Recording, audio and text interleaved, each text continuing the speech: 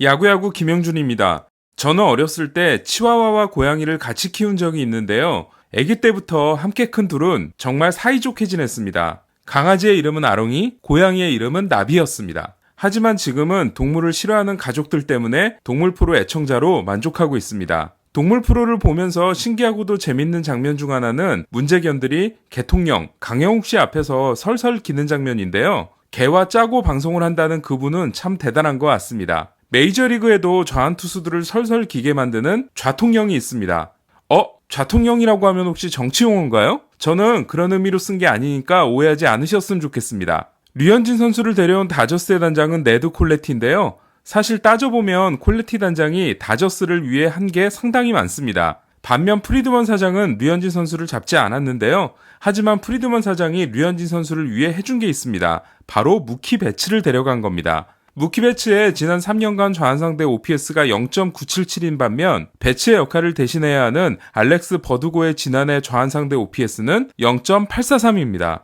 어쨌든 배츠가 떠남으로써 보스턴의 좌완 잡는 쌍포는 다행히 둘에서 하나로 줄었습니다. 홀로 남은 좌완킬러는 바로 JD 마르티네스입니다. 마르티네스는 지난 3년간 좌완을 상대로 300타석 이상 나선 타자들 중 가장 좋은 OPS 1.227을 기록했는데요. OPS 1.227이 어떤 수준이냐면 베리 본즈가 통산 6번째 MVP를 차지한 2003년에 기록한 OPS가 1.278입니다. 재밌는 건 같은 기간 마르티네스에 이은 좌완 상대 OPS 2위가 류현진 선수를 상대로 통산 1.591을 기록 중인 놀란 아레나도라는 건데요. 같은 기간 아레나도가 류현진 선수를 상대로 기록한 OPS는 1.880입니다.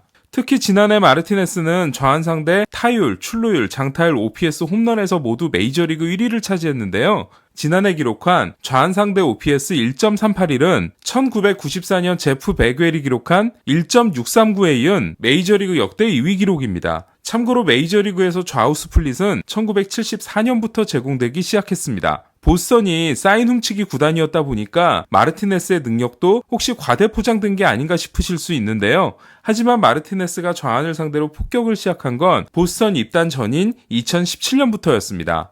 특히 2017년 JD는 시즌 중반 디트로이트에서 애리조나로 건너와 다저스의 좌완 투수들에게 엄청난 스트레스를 주는데요. 9월 5일 다저 스타디움 경기에서는 4회 리치를 상대로 투런 홈런, 7회 페드로 바에스를 상대로 솔로 홈런, 8회 조시 필즈를 상대로 솔로 홈런, 9회 윌머 폰트를 상대로 투런 홈런을 때려내 역대 18번째이자 메이저리그에서 마지막으로 나온 4홈런 경기를 만들어냅니다. 7, 8, 9회 모두 홈런을 친 선수는 마르티네스가 처음, 한 경기 4명으로부터 홈런을 때려낸 건 역대 3번째였습니다. 커쇼의 JD 마르티네스 상대 성적은 류현진 선수의 놀란 아레나도 상대 성적보다 더 참담합니다. 그렇다면 JD에게 약점은 없을까요? 지난해 JD가 좌완을 상대로 기록한 구종별 타율을 보면 포심이 3할 9푼, 투심 싱커가 6할 1푼 5리, 커터가 3할 8푼 1리, 체인지업이 4할 8푼, 커브가 4할 2푼 1리였는데요.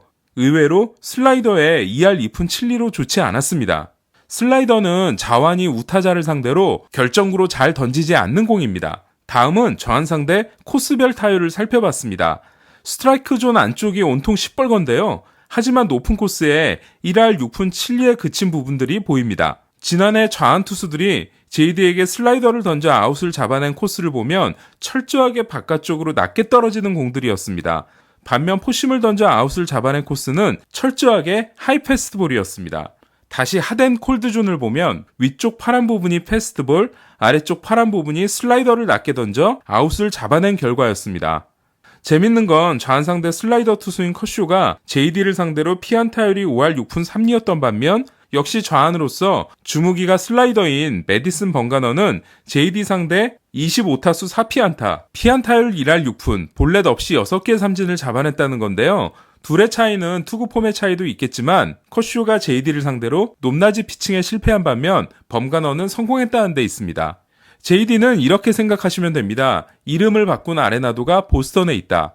류현진 선수가 아레나도 때문에 콜로라도전을 망친 적이 많았다면 이제 보스턴전은 JD 때문에 어려워질 가능성이 높습니다.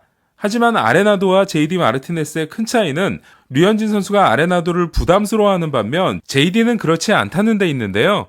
류현진 선수는 2017년 커쇼, 리칠, 알렉스 우드 등이 모두 두드려 맞고 있을 때도 JD에게 약하지 않았고 2018년 월드시리즈 때도 2타수 무안타, 지난해 인터리그 경기에서도 3타수 1안타로 JD에게 결정적인 한 방을 맞은 기억이 없습니다. 재밌는 건 JD를 13번 이상 상대한 20명의 현역 좌완투수 중 JD에게 홈런을 맞지 않은 2명이 호세 퀸타나와 류현진이라는 겁니다. 하지만 류현진 선수는 토론토 유니폼을 입게 됨으로써 다저스에 있을 때 아레나도를 만난 만큼 마르티네스를 많이 만나게 됐는데요. 이 이야기는 마르티네스가 류현진 선수의 공에 익숙해질 수 있다는 것을 의미합니다. 그렇다면 앞서 함께 살펴본 것처럼 JD를 상대로는 결정구가 아닌 다른 승부구를 가져가는 발상의 전환도 있어야 될 것 같습니다. 과연 류현진 선수는 현역 선수 중 좌완을 가장 잘 잡는 타자인 JD 마르티네스를 봉쇄할 수 있을까요? 이상 김영준의 야구야구 영상으로 만나는 인사이드 MLB였습니다.